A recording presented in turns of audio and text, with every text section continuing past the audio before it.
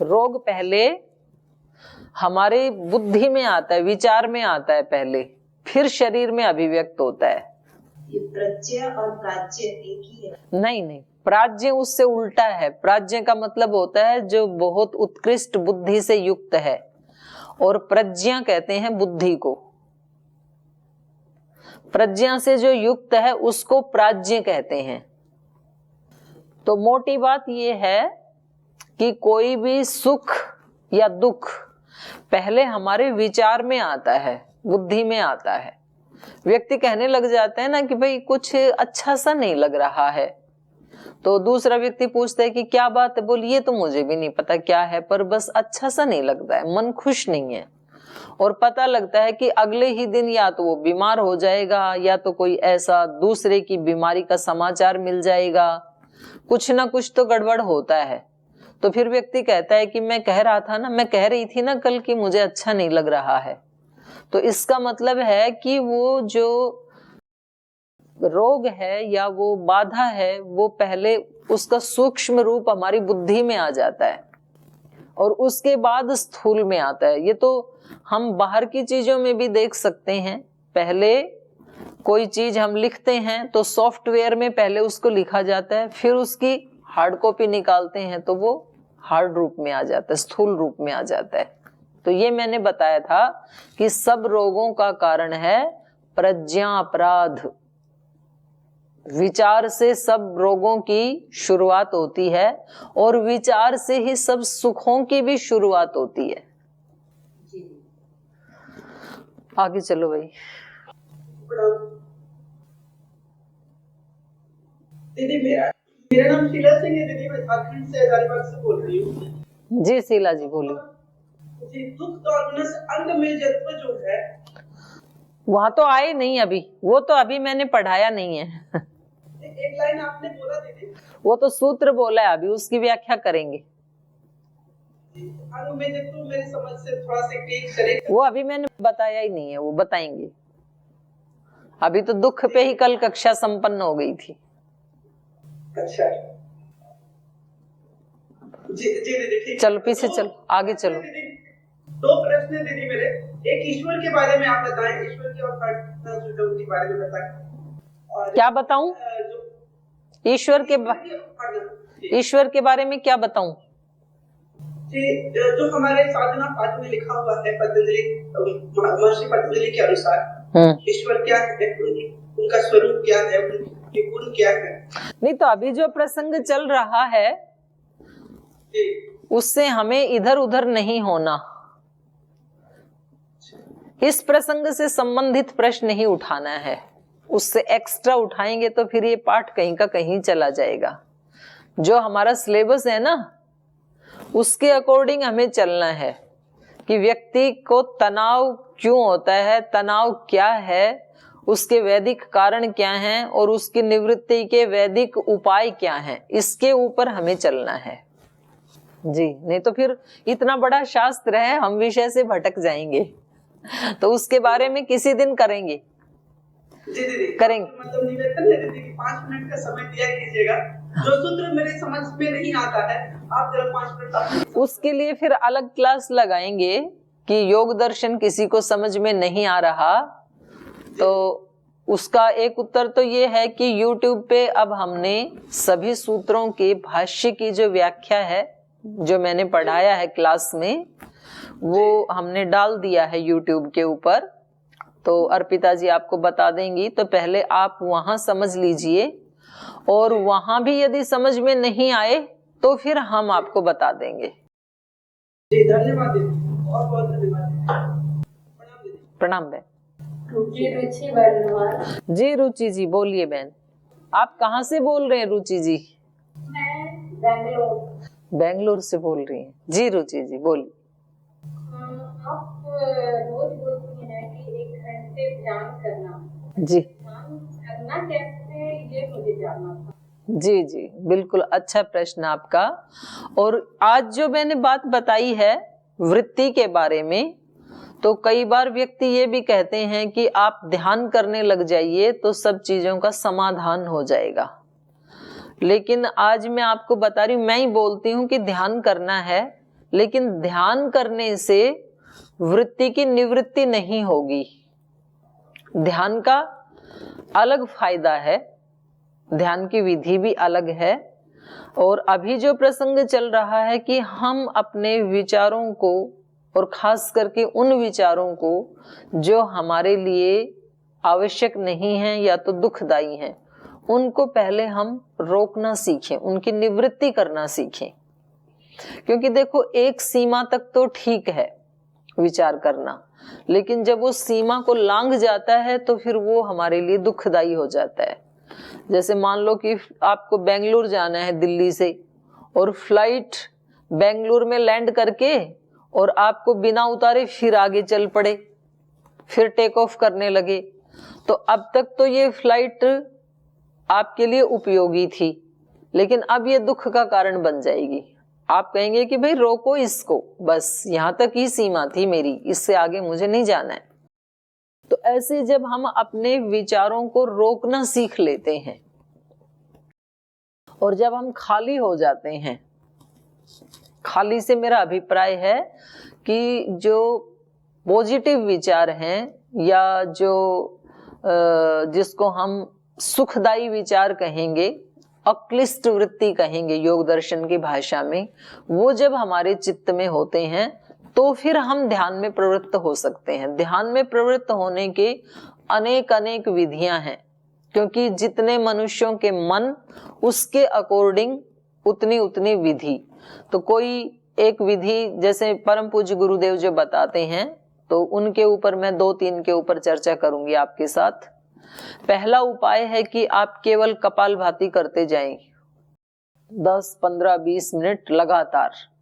तो थोड़ी देर के बाद मन अपने आप शून्य हो जाता है और फिर आप बैठ जाइए बस। क्योंकि ध्यान की परिभाषा जो दर्शनों में की है, ध्यानम निर्विषयम वन, ऐसे कहा है कि मन में जब कोई विचार नहीं होता है, शांत हो जाता है, वो ध्यान की अवस्था है।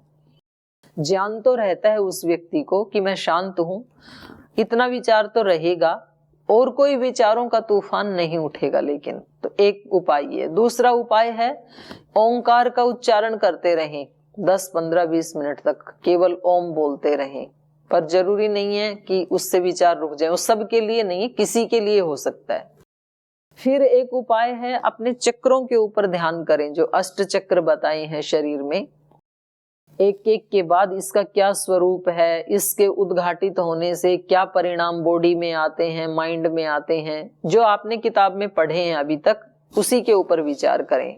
फिर एक विचार है कि जैसे हम अपनी फिजिकल बॉडी को देखते हैं, एक्सटर्नल बॉडी को, ऐसे इंटरनल बॉडी को देखें कि देखो सबसे ऊपर ब्रेन कैसे काम कर रहा है, फिर मेरे पास ये चक्षु इंद्रिय है, तो ये बाहर के गोलक तो बंद कर लिए, फिर भी ये अंदर से ऐसी कौन सी शक्ति है, अंदर कैसे काम कर रही है, कितने सेल्स से बनी है, ब्रेन में कितने सेल्स हैं, वहाँ कौन कौन सी नर्व्स जा रही हैं, वो नर्व कहाँ कहाँ से कनेक्ट हैं।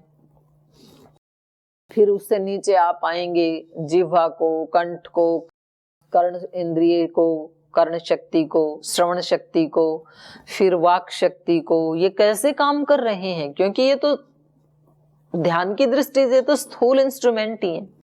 फिर आप अपने हार्ट को देखें, फिर फेफड़े को देखें, फिर अपने लीवर को देखें, स्टोमक को, किडनी को, ऐसे इंटरनल जो अंग हैं।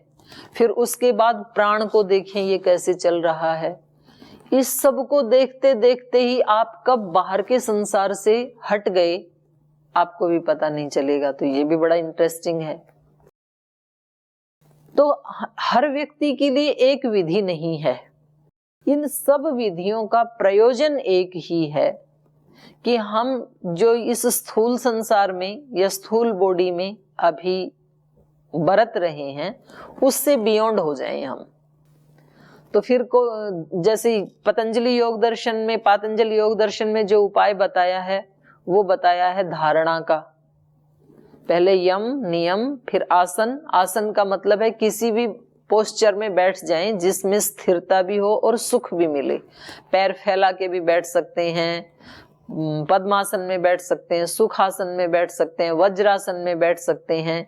बस ध्यान के लिए बैठे तो इतनी सा थोड़ा ध्यान रहे कि कमर और गर्दन एक सीधी रेखा में रहे। और किसी भी पोस्चर में आप बैठ सकते हैं। तो आसन हो गया। फिर थोड़ा प्राणायाम करें। बाहर जो त्रुटियां हैं प्राण में, जो दोष हैं, उनको बाहर फेंक के 5-7 बार बाह्य प्राणायाम, कपालभाति और अनुलोम विलोम 3 जरूर कर लेने चाहिए 10-15 मिनट के लिए। आसन, प्राणायाम, फिर प्रत्याहार। प्रत्याहार का मतलब है संकल्प करके कि अब मुझे अंदर की यात्रा करनी है, बाहर के विचारों को वहीं रोक दो कि अभी आप वेट करो।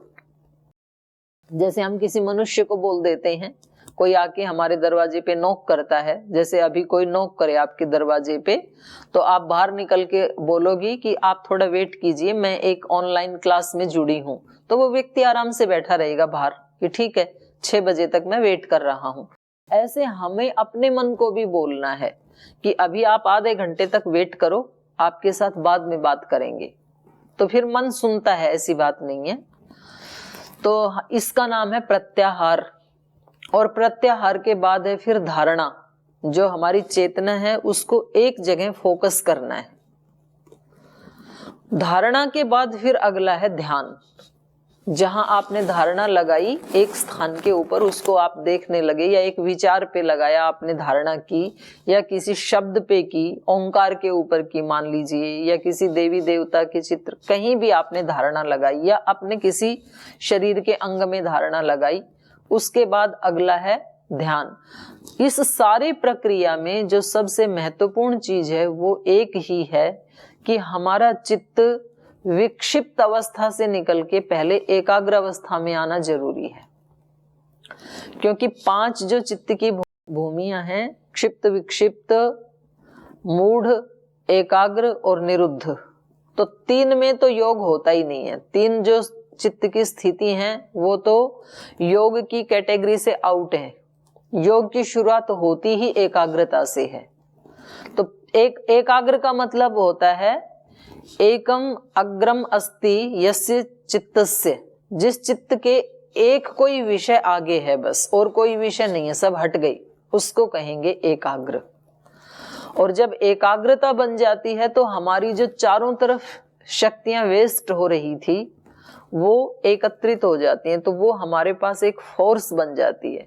मैं इधर योगग्राम निरामयम में आई हुई थी, तो आज स्टीम ले रहे थे, तो मैंने देखा वो कुकर जो है, तो उसमें क्या करते हैं, आप सब भी देखते हैं अपने घर में, देखो एक एक चीज हमारे को एक एक लेसन पढ़ाती है जब हम सीखने के लिए तैयार होते हैं। तो मैंने विचार किया कि देखो ये धीरे धीरे उसमें पानी गर्म हो रहा है, स्टीम बन रहा है, उसका ट्रांसफॉर्मेशन हो रहा है, और यदि वो स्टीम निकलती रहे तो उससे कुछ भी नहीं हो सकता है। और वो स्टीम जब इकट्ठी हो जाती है तो फिर जो दाल हमारी आधे घंटे में तैयार होती वो 5 मिनट में तैयार हो जाती है, उसी शक्ति से, स्टीम की शक्ति से। और फिर उससे हम गाड़ी चला सकते हैं, पहले गाड़ियां स्टीम से भी चलती थी। उससे हम जैसे यहाँ पर तो वो देते हैं, भाप देते हैं, तो एकदम से वो पूरे शरीर को स्टीम करके गंदगी निकाल देती है। शक्ति वो ही है। और आप खुले पानी को उबलने के लिए रखो, स्टीम उसमें बनेगी, वो इधर उधर बिखर जाएगी, वो कोई काम नहीं कर सकती है। तो सब महिलाएं अपने घर में कुकर में तो खाना बनाती ही हैं। तो कैसे हम एक एक चीज से सीख सकते हैं? तो मूल बात यह है कि हम अपनी एनर्जी को वेस्ट ना होने दें, हम उसको रोकें, एकाग्र करें।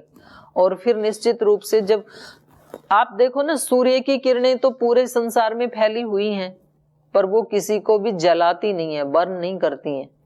पर वही सूर्य की किरणें जब मैग्नीफाइंग ग्लास से गुजारी जाती हैं तो उधर रखे हुए कागज को जला देती हैं। किरणें तो वही हैं।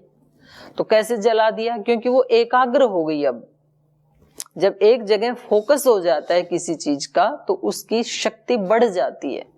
तो हमारा चित्त भी जब कहीं एक जगह फोकस होना सीख जाता है तो फिर उससे बड़े काम हो सकते हैं। और सब योगी जनों ने ऐसे करके दिखाया संसार में। उन्होंने इतने बड़े बड़े कार्य किए, तो वो कैसे किए? शक्तियां तो उनके पास भी वही थी, लेकिन उन्होंने अपनी शक्तियों को वेस्ट नहीं होने दिया, एकाग्र करके रखा। जहां यूज करना है वहां यूज किया, और जहां मिस यूज हो रहा था वहां से उसको हटा दिया। तो ध्यान का अपना एक लाभ है, बहुत ज्यादा लाभ है, क्योंकि मैंने ध्यान करने वाले गुरुजनों से, संतों से ये बात सुनी कि 6 घंटे सोना, नींद लेना और 1 घंटा ध्यान करना बराबर है। 1 घंटा ध्यान करने से उतनी ही एनर्जी मिल जाती है जितनी एनर्जी व्यक्ति को 6 घंटे सोने से मिलती है। तो इतनी बड़ी महिमा ध्यान की है। और अंदर जाने का प्रवेश द्वार भी ध्यान ही है। चाहे कोई भी धर्म है, बौद्ध धर्म है, जैन धर्म है, सनातन धर्म है, ध्यान का कहीं भी विरोध नहीं है, क्योंकि अपने अंदर जाने की जो प्रक्रिया है ना, वो दरवाजा तो ध्यान ही है। तो ध्यान बहुत आवश्यक है, लेकिन हमें ये नहीं सोचना चाहिए कि ध्यान करने से हमारी ये वृत्तियां रुक जाएंगी। सहायता तो मिलेगी, लेकिन ये वृत्तियां तो समझ पूर्वक ही रुकेंगी, चिंतन से ही रुकेंगी। जी, एक लास्ट ले लेते हैं। जी सविता जी। दीदी जैसे प्रणाम आपके चरणों में, जैसे कल आपने बताया था आदि भौतिक दुख को 3 दुख बताया आपने, और दूसरा दैविक दुख बताया था, और तीसरा बताया था आध्यात्मिक। अब इसमें ये है कि मीन्स वो तो चलो हम कर सकते हैं, पर जो लास्ट वाला है आध्यात्मिक दुख, उसको मीन्स क्योंकि वो हमें अपने से ही मिल रहा है आध्यात्मिक दुख, उसको हम कैसे रोक सकते हैं? उसको ही रोक सकते हो, बाकी दो को आप नहीं रोक सकते। आपने उल्टा पूछ लिया। क्यों ये लगता है कि जो भी भौतिक दुख है वो हमें दूसरों से मिल रहा है दीदी, उसको आप नहीं रोक सकते हो। उसको हम सोचते हैं कि रोक सकते हैं, उस नहीं ले रहे थे, आप बोलते रहिए, हमको कोई फर्क नहीं पड़ रहा। तो वो तो आपका हो गया ना, फिर दूसरा तो दे ही रहा है ना, दूसरे को तो नहीं रोक सकते आप। जिसको गाली देनी है वो गाली देगा, उसको आप नहीं रोक सकते हो। जिसको आपके बारे में बुरा सोचना है वो बुरा सोचेगा, उसको आप नहीं रोक सकते हो। ठंडी पड़ रही है तो ठंडी पड़ेगी, ठंडी को आप नहीं रोक सकते हो। आप स्वेटर पहन सकते हो, पर ठंडी को आप नहीं रोक सकते हो। तो जो दूसरे भूतों से मिल रहा है, कोरोना को आप नहीं रोक सकते हो, पर आपको कोरोना ना लगे इसका उपाय आप कर सकते हो। तो आध्यात्मिक को ही व्यक्ति मिटा सकता है। आधि दैविक आधि भौतिक को नहीं मिटाया जा सकता। और मैंने बताया था आधि भौतिक और आधि दैविक तो 1% ही होते हैं, कभी कभी होते हैं, वो तो हमेशा नहीं होते हैं। बाकी 99% दुख हमारे अपने से होते हैं, खुद के होते हैं। हाँ, आध्यात्मिक दुख यही है। उनको कैसे मिटाना है दीदी, उसके बारे में पूछना। उसका उत्तर आपने तो खुद ही दिया अभी, कि कोई व्यक्ति मेरे को गाली निकाल रहा है तो मैं नहीं लूंगी, तो मेरे हाथ में है ना ये। तो फिर मेरे को कोई कैसे दुख देगा? तो वो मेरे हाथ में है, मुझे क्या लेना है क्या नहीं लेना है। और हम उसको ऐसा गले लगाते हैं कि फिर अपनी सारी चीजें छोड़ देते हैं। जो हमारे पास अच्छी थी ना वो सब फेंक देते हैं, और उसने जो गंदी सी चीज हमें दी थी ना उसको हम सुबह से शाम तक चिपका के रखते हैं अपने गले से, कि उसने सुबह सुबह मेरे को ऐसे बोला, आज उसने मेरे को ऐसे बोला। तो अब इस व्यक्ति से कोई पूछे कि भाई उसने तो सुबह सुबह बोला था, अब तो सांझ हो गई, 12 घंटे हो गए, अब तो फेंक दो डस्टबिन में। बोली नहीं, कैसे भूलूं, उसको भूल नहीं सकती हूं। तो ये आध्यात्मिक दुख है। अपने से उसको हम हटा सकते हैं लेकिन नहीं हटा पाते हैं। क्यों नहीं हटा पाते हैं, ये भी एक सोचने की बात है। तो हम उसको हटा क्यों नहीं पाते, ये एक प्रश्न है।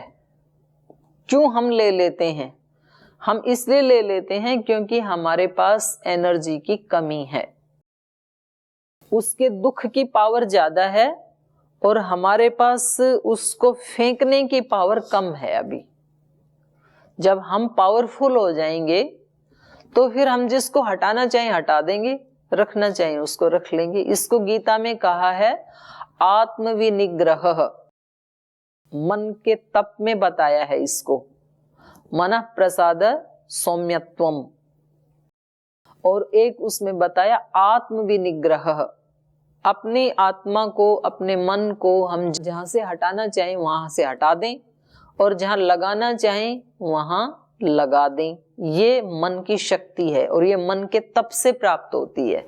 शरीर का तप अलग है, मन का तप अलग है, वाणी का तप अलग है, ऐसे गीता में बताया है। मैंने भी कई बार बताया है, इस कक्षा में भी हम चर्चा करेंगे। मैं सोच रही थी पहले हम योग दर्शन के उपायों को जान लें, फिर उसके बाद हम गीता के ऊपर विचार करेंगे। तो ये पावर कहाँ से मिलेगी? पावर जो अभी अभी मैंने बताया, हमारी बहुत सारी एनर्जी छोटी छोटी बातों में वेस्ट होती है। ओवर थिंकिंग, ओवर वॉकिंग, जब कुछ चीजें ओवर होने लगती है ना, over eating, over shopping, over निंदा, ओवर चुगली, तो वहां फिर एनर्जी वेस्ट होती। काम करने से, ओवर वर्क से वेस्ट नहीं होगी कभी भी। आदमी काम करने से नहीं थकता है बिल्कुल भी। उस काम के बारे में कि मुझे कितना करना पड़ रहा है, दूसरे तो बैठे मैं ही लगी हुई हूं, ये विचार थका देता है। तो ये आध्यात्मिक दुख ही ऐसे हैं जो हमारे हाथ में हैं, बाकी के दो दुख हमारे हाथ में नहीं है और वो ज्यादा होते भी नहीं हैं। तो हमें सबसे ज्यादा फोकस करना है आध्यात्मिक दुख पर। कोई व्यक्ति हमें दुख देना चाहता है और हम दुखी हो जाते हैं, तो उसकी पावर बढ़ गई अब दुख की, वो दोबारा और डबल पावरफुल होके आएगा हमारे पास। और एक दिन हमने उसको इग्नोर कर दिया। अब आप देखो ना, घर में 4-5 सदस्य हैं, जैसे मान लो कोरोना आया अभी, अब घर में एक व्यक्ति ऐसा है कि कोरोना आ गया तो वो इतना डर जाता है, अपने कमरे में ही बंद है, किसी से, घर वालों से भी बात नहीं करता है और इतना पैनिक उसको हो रखा है। एक दूसरे व्यक्ति है, बोले ठीक है आ गया तो प्राणायाम करेंगे, गिलोय काढ़ा पिएंगे, तुलसी पिएंगे। और फिर तीसरा व्यक्ति है, उसको कोई परवाह ही नहीं है, उसको लगता है मेरी इम्यूनिटी इतनी स्ट्रांग है, मेरे को कुछ नहीं हो सकता है। तो एक व्यक्ति बोलेगा आपको कोई चिंता नहीं है, इतनी बड़ी बात हो रही है संसार में। दूसरा कहता है कि क्यों छोटी सी बात को बड़ी बना रहे हो, आ गया तो आ गया, चला जाएगा। और तीसरा कहता है ये भी कोई बात है। तो व्यक्ति 3 है और चीज भी एक ही है, समस्या भी एक ही है, लेकिन उसको कैसे ले रहे हैं वो तीनों की अलग अलग अनुभूति है, क्योंकि तीनों की एनर्जी अलग अलग है। छोटे बच्चे सर्दी से डरते ही नहीं है, ऐसे ही चले जाते हैं बाहर बिना स्वेटर पहने, बिना चप्पल पहने। फिर उसकी माँ की जो एनर्जी है वो थोड़ी कम है, तो वो बाहर जाके उसको रोकती है, उसको लगता है बीमार हो जाएगा। बच्चे को लगता ही नहीं है कि मैं बीमार हो जाऊंगा। तो हमें अपने आप को पावरफुल बनाना है, फिजिकली भी, और फिजिकली से ज्यादा मेंटली, स्पिरिचुअली और इमोशनली।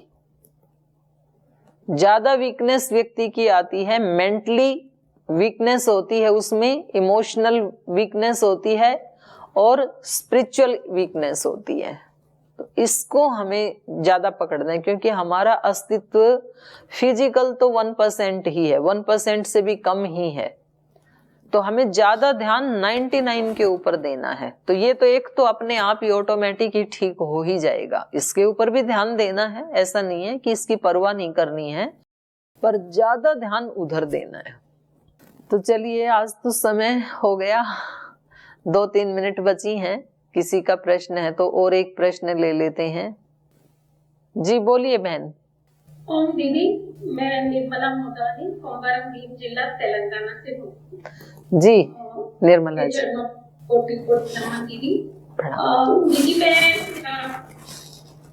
पूछना चाह रही थी कि जैसे सबसे बड़ी चीज आपने बताई कि आहार पर संयम हमको सबसे जरूरी चीज है ये। बिल्कुल। तो मैं ये कोशिश लगातार कर रही हूँ साल भर से कि एक समय भोजन करूँ मैं, और वही मतलब से बाहर जाके अपने घर पे जब मैं रहती हूँ, हम दोनों साथ रहते हैं, केवल तब तो मैं कर पाती हूँ सारी चीजें अपने हिसाब से। पर जैसे ही बाहर जाती हूँ या बच्चों के पास जाना होता है, कि वहां जाके अपने आप पे कंट्रोल क्यों नहीं कर पाती। देखो, कभी कभार ले लो तो कोई बात नहीं है, 1% कभी आप बच्चों के पास गए और उनकी मनपसंद का खा लिया, उतना तो चलेगा। पर 99% भी यदि आप कर पा रही हैं तो आप अपने आप को स्वस्थ पाएंगी, उसका बहुत ज्यादा प्रभाव पड़ता है। नहीं दीदी, मेरे को लगती है कि मैं कुछ गलत कर रही हूँ, मुझे अंदर से पक्का लगता है कि मैं कचरा डाल रही हूँ अंदर, पर फिर भी इस पे रचना पे कंट्रोल। तो ये तो आप स्वयं ही खुद ही कह रही हैं कि मुझे पता है मैं कचरा डाल रही हूँ, तो ये समझ या तो अभी गहरी नहीं है, क्योंकि उसका बहुत प्रभाव पड़ता है आहार का, मन के ऊपर भी पड़ता है, शरीर के ऊपर तो पड़ता ही पड़ता है। तो पूरी तरह से कैसे कंट्रोल करूं? तो आपको स्ट्रिक्ट नियम बनाना पड़ेगा। फिर आप बोलो भाई मैंने संन्यास ले लिया है अब, और अब मैं ये चीजें नहीं खा सकती हूँ, या आप बोलो मेरे को डॉक्टर ने मना किया है। वो तो हो जाता है, व्यक्ति जब कंट्रोल करना चाहता है तो हो जाता है, ऐसी बात नहीं है। जब हम लिबर्टी देते हैं थोड़ा सा, हम इसलिए दे देते हैं कि चलो 1-2 बार खा भी लेंगे तो कोई ऐसी आफत नहीं है, तो फिर वो होता रहता है। जब व्यक्ति बहुत स्ट्रिक्ट हो जाता है तो सब चीजें मनुष्य कर सकता है। मनुष्य में बहुत बड़ी शक्ति है, आप में भी बहुत शक्ति है, और आपका नाम ही निर्मला है, मलों से रहित हैं आप, तो आप कर पाएंगी। तो चलिए, आज का तो समय हो गया, तो आप सभी बहनों को बहुत बहुत प्रणाम, बहुत बहुत धन्यवाद। अगले सूत्र के ऊपर फिर हम कल चर्चा करेंगे, दुख दौर मनस्य के ऊपर, और आप भी कुछ चिंतन करके आइए। तो आप सबका तो, क्योंकि इस क्लास में मैं प्रश्न नहीं ले पाती हूँ, तो आप ऐसा कीजिएगा, आप अपने प्रश्न को ग्रुप में लिख करके डाल दीजिएगा, अर्पिता जी मेरे को बता देती हैं, तो फिर उसके ऊपर अगले दिन हम ले लेंगे उसको, उस पे विचार कर लेंगे। तो आप सभी को प्रणाम करते हुए अब विराम लेते हैं आज की कक्षा में। कल पुनः आपसे मिलेंगे। ओम शांति शांति शांति। श्री परमात्मने नमः। ओम श्री गुरुभ्यो नमः। सर्वेभ्यो नमः।